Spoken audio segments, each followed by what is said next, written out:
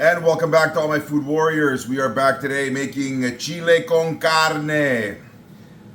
Chile con carne is one of those things where it can be a phenomenally healthy dish with a little bit of thinking and creativity behind it. So what we're going to do, we're not going to use some low quality meat and keep all the veggies out of it and all that. We're going to load up on the veggies. We're going to be very creative in terms of what we put in here, and it's going to be an absolutely phenomenal dish by the time we're done. Chili is one of those things like pizza, like focaccia, like omelets, like soups, where it's an opportunity to clean out the fridge, clean out the freezer, whatever leftover things you have on hand can easily go into a chili. And there's so many different vegetables that can really enrich the dish and make it a lot lighter and certainly a lot healthier. It's like pizza. Depending on what you put on it, you can put a bunch of greasy meat, bunch of sloppy cheese, processed stuff, throw it in the oven. What you get out isn't going to be all that healthy for you. But if you kind of take the toppings into consideration, high quality stuff, load up on the veg, it can be unbelievably healthy. And that's exactly the approach that we're going to be taking with our chili today. And before I go any further, I'd just like to remind everyone, please do like and subscribe. Helps me out a great deal. If you do find the content helpful, do leave me a comment down in the comment section below. Always love hearing from you guys. So what we're going to do, we're going to start off with our big Dutch oven here. In this pot, I've got 2 pounds of lean ground beef and 1 pound of lean ground pork. Now this is going to make enough easily for about 12 people or so. So make it a big batch. Always good to have leftovers for quick and easy dinners throughout the course of the week and lunches for the kids and all that. So going to make a big batch. This is going to feed easily 10 to 12.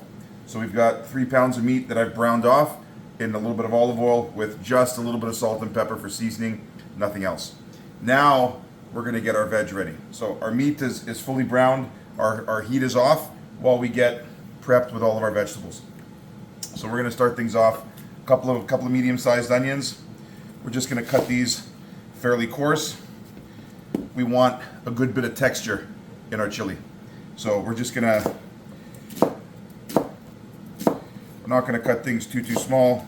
We're going to keep it bite-sized, nice and rustic. Again, this is home cooking. So you want pieces that are going to fit on a spoon. Nice sized pieces of onion, nothing too small. This is going to simmer for at least a half hour. So with that, you don't want it to just melt away. You want to have a good bit of texture and keep all of the vitamins, the minerals, the fiber from our vegetables into our chili as well. So let's get our onions cut up. There we are. 2 nice sized onions. We're going to get our bell peppers, a simple box cut. There we are. Just take the meat off the outside of that pepper.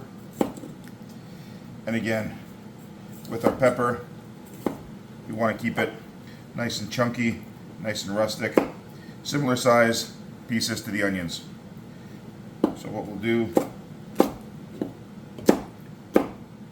there we are. It's always good if you have a couple of different colored peppers. Adds a bit of a visual contrast as well.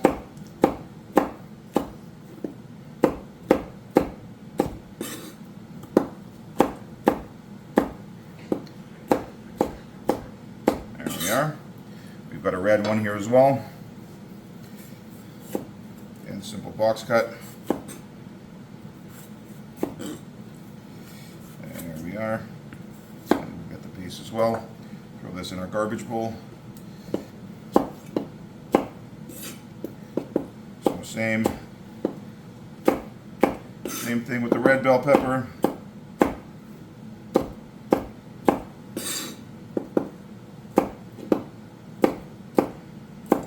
We've also got some zucchini here as well. I've also got half a bag of frozen corn that I found in the freezer. Why not? We'll throw that in there as well. That way nothing goes to waste. We'll just tip and tail our zucchini here. Same thing on this guy. There we are. And now what we're going to do is we'll just cut this in 4. And then, there we are. Put these guys together. Let's just move this over, give ourselves a little bit more space on our board. And we'll just cut that up. And there we are. Now zucchini's not traditional in Chile, but like I said, we're thinking a little bit more creatively about what we put in here, and we're really gonna go big on the veg today, so that way our chili is gonna be extremely healthy. Lots of vitamins, lots of minerals, lots of protein with our meat. We've got some beans going in there as well, and lots of fiber, vitamins and minerals coming from our collection of vegetables here. This is the kind of chili where, you know, you eat a bowl, even though you're full, you're feeling good. It's not something that kind of weighs you down, bogs you down. It's not greasy, it's not fatty, it's not, you know, nothing but a big pile of meat. We're going to balance the meat out with a good bit of vegetable here as well. And we'll get our garlic wrapped up, just get that peeled and out of the paper. Now these are some fantastic garlic cloves. Look at the size of these babies. I mean, look at that. That's easily the equivalent of 2, you know, regular sized garlic cloves. So we're just going to use a couple here. If you were using smaller ones, you might want to use, you know, 4 or 5 for a recipe of this size, but you can easily scale this back depending on the size of the batch that you're making at home. So what we're going to do, give that a quick squash. There we are. And then we will cut this up here as well. So while we're waiting, we'll just get our burner back on here. There we are. Get our heat back up. And then we're going to get our vegetables right in with our meat. Now this is a pretty simple preparation. You know, what we're going to be doing now is a fair bit of assembly, but really all the work that we've done to get our vegetables cut up, this is pretty much it. So we've got our pan coming back up to a sizzle. Pick up our board here. We'll just slide all of our vegetables in. There we are. Now what we want to do is just sweat our vegetables down and mix them in with the meat and cook them down a little bit. It's a lot of volume that we're seeing right now, but that's not a problem. As we mix this around and as some of the heat goes through the vegetables, they will sweat down and they'll start to release some of their water as well. There we are. Looks good, smells good. All right, we are, and enough there. We are rocking and rolling. Just gonna get a little bit of salt and pepper. There. And we're just gonna add a little bit more seasoning in there because we've got some additional vegetables in the pan, and we want to make sure we give those an opportunity to sweat down. There we are.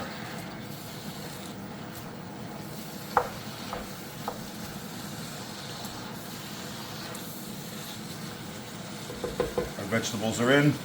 We're going to throw in our frozen corn here as well. And there's absolutely nothing wrong with frozen corn in Chile.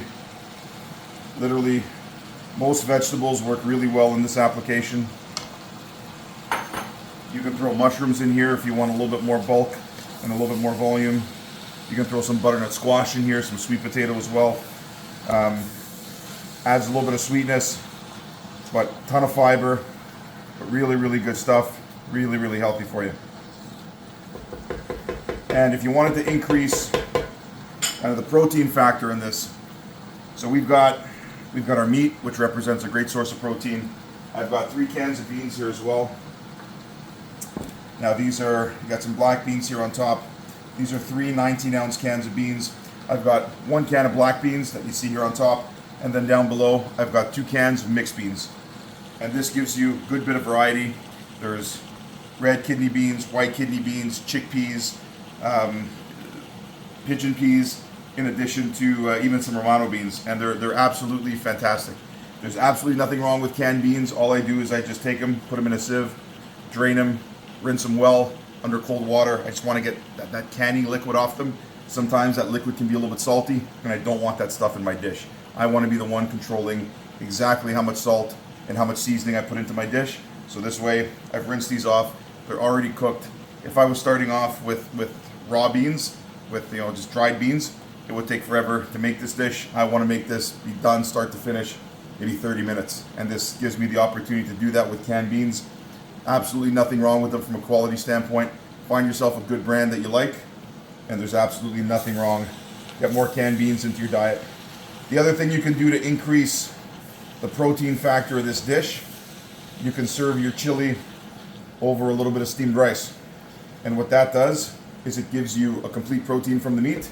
It also gives you a complete vegetable protein if you combine something like a bean or a legume with a grain like a rice. Now you've got a complete vegetable protein, you've got a complete meat protein, you're doubling up on the protein. So for all the athletes in the house or who need that protein for recovering muscles and who need that as part of a healthy diet for training, this dish is an absolute nutritional powerhouse. So we've got everything started here. Our vegetables are starting to wilt down. So what we're going to do now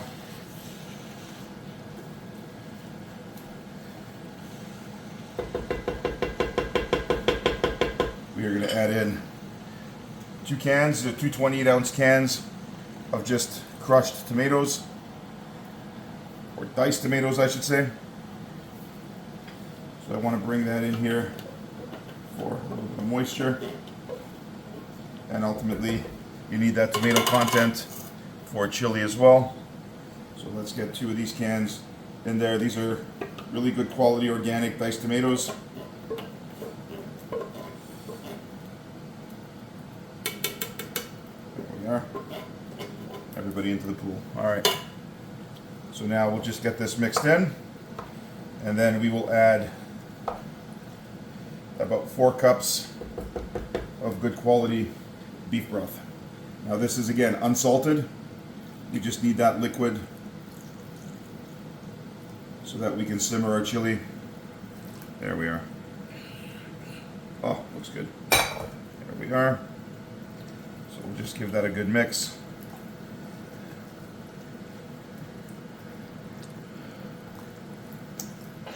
All right. And then we will move right along to our seasoning. Oh, it smells absolutely incredible. All right, so what we're going to do now,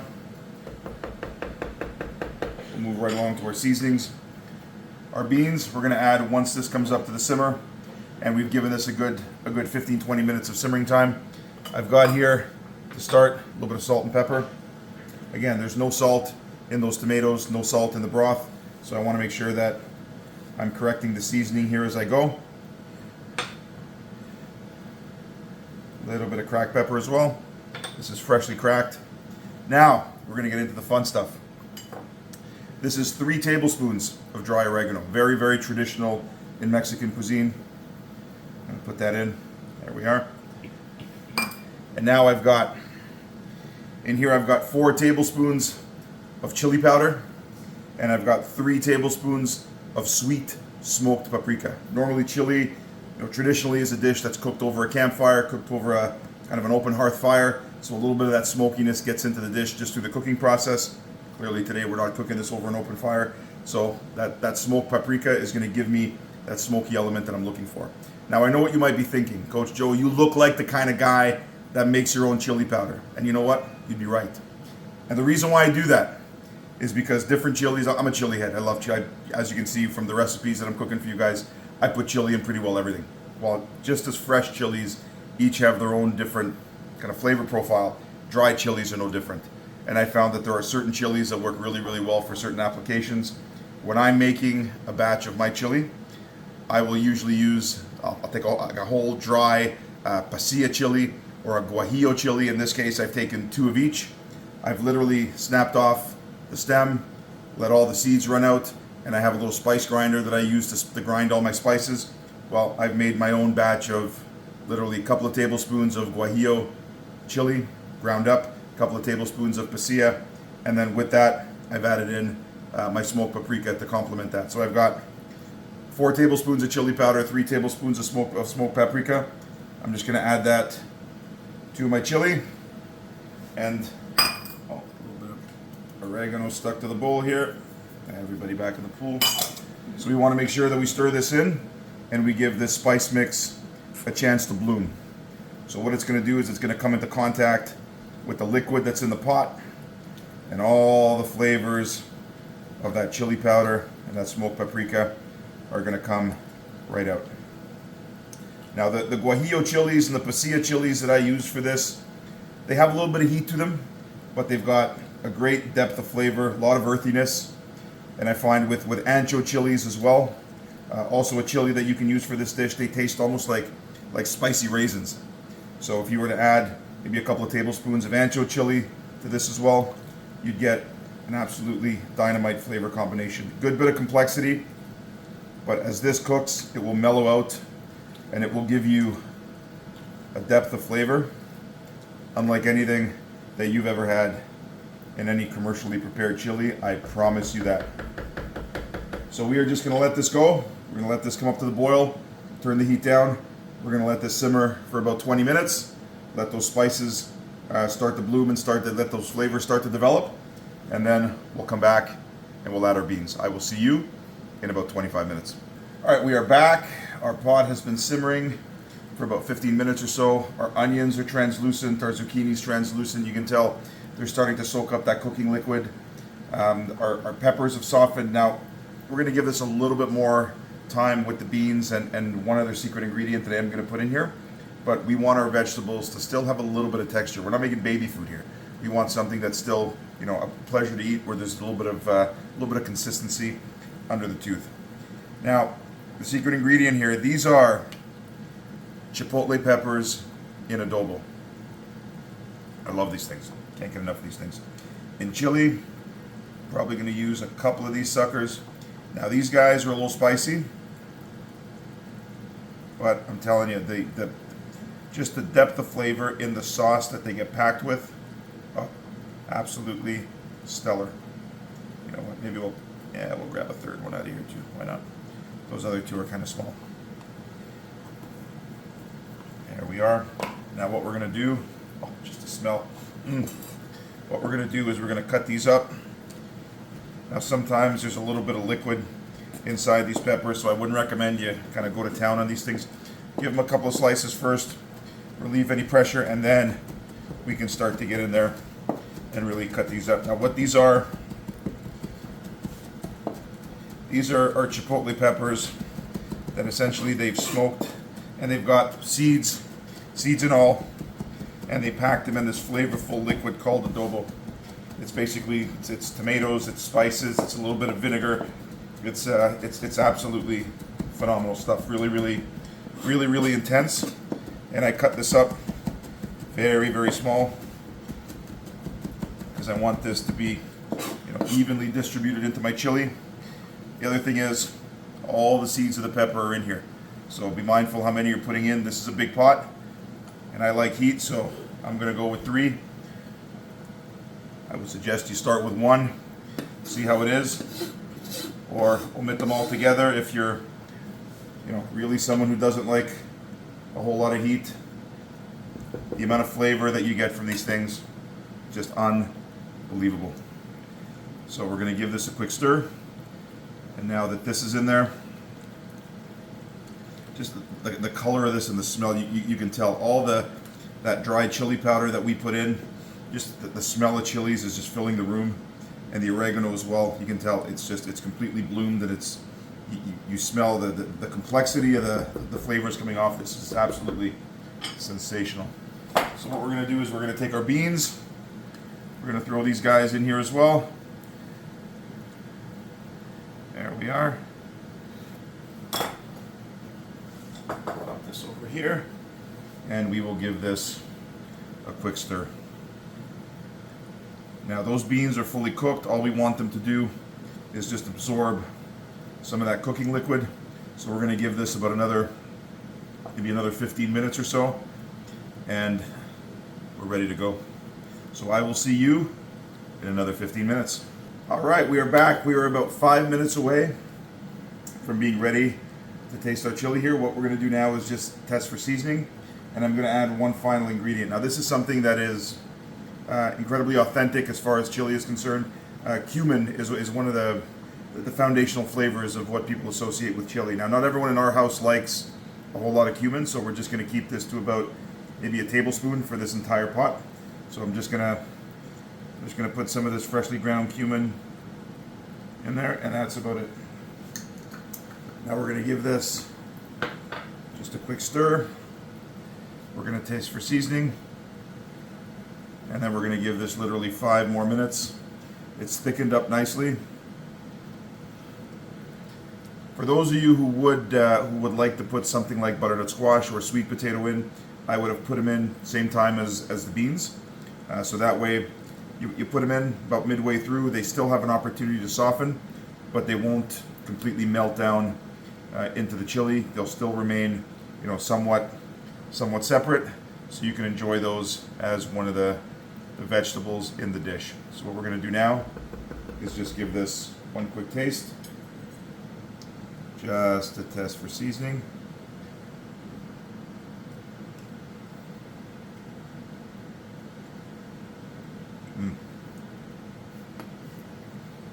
Just a little bit of salt.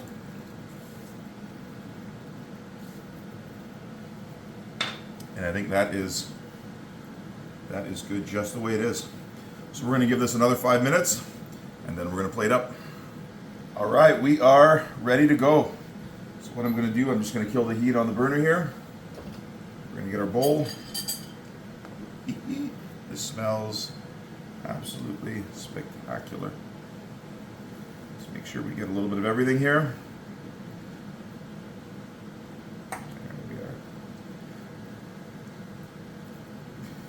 There we are. And one more. Now the only thing I'm going to do to garnish this,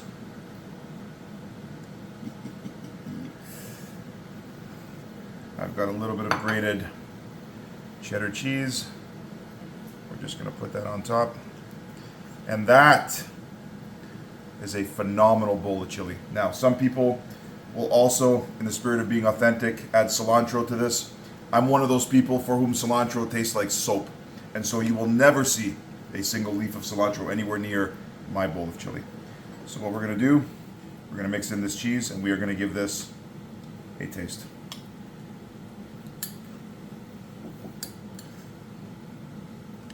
I wish you could smell this.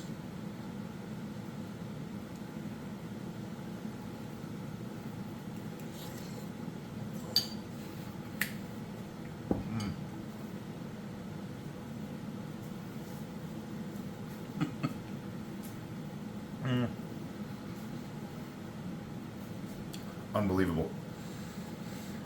The vegetables have softened, but each one uniquely distinct. You've got a number of different beans in there that add some contrast and some perspective. You've got the meat, ton of fiber, ton of protein, ton of vegetables. Absolutely spectacular. I hope you try this. Until next time, I will see you on the next one.